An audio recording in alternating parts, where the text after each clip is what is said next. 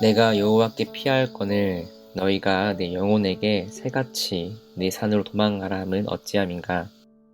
악인이 활을 당기고 화살을 시위에 먹이며 마음이 바른 자를 어두운데서 쏘려 하는도다.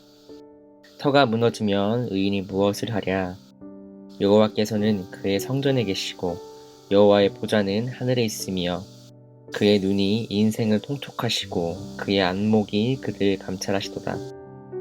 여호와는 의인을 감찰하시고 악인과 폭력을 좋아하는 자를 마음에 미워하시도다.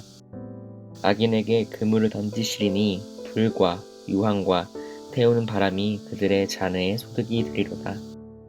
여호와는 의로우사 의로운 일을 좋아하시나니 정직한 자는 그의 얼굴을 배우리로다. 아멘. 시편 11편은 다윗의 시입니다. 다윗이 적들로 인해서 큰 위험에 처하자 주변 사람들은 다윗에게 안전한 곳으로 피할 것을 이야기합니다. 그러나 다윗은 그 상황 가운데 하나님을 의지하며 하나님의 뜻을 구합니다. 여기서 피하다라는 단어는 보호를 찾기 위해 벗어난다라는 의미이고, 도망치다라는 단어는 목적 없이 물러나다라는 의미입니다.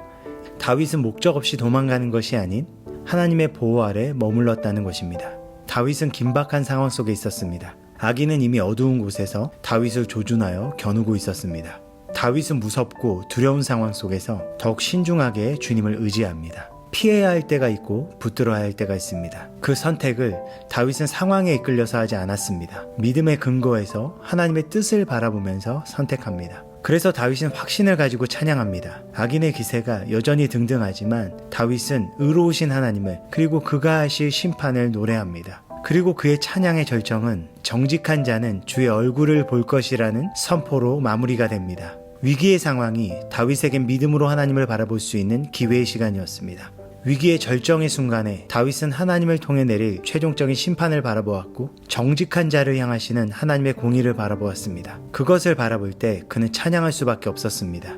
우리는 어떠한 확신을 가지고 살아가나요? 다윗은 마주하는 부정적이고 위협적인 상황 속에서 하나님에 대한 분명한 확신이 있었습니다. 그래서 그는 환경 속에서 절망하는 것이 아닌 하나님을 찬양하는 것을 선택하였습니다. 우리도 삶의 수많은 선택 속에서 다윗처럼 하나님을 찬양하기로 작정하고 그 가운데 일하실 놀라운 일들을 경험하는 귀하고 아름다운 날이 되길 예수님의 이름으로 축복합니다.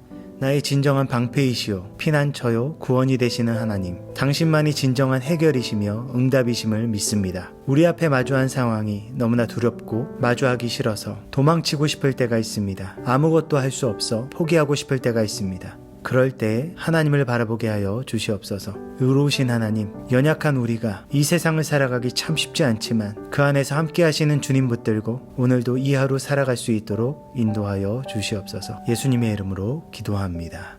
아멘. 오늘도 이 하루 주님 바라보며 믿음으로 나아갑시다. 자, 여러분 준비됐죠? 중학정년 파이팅! 내 삶시 파이팅! 예!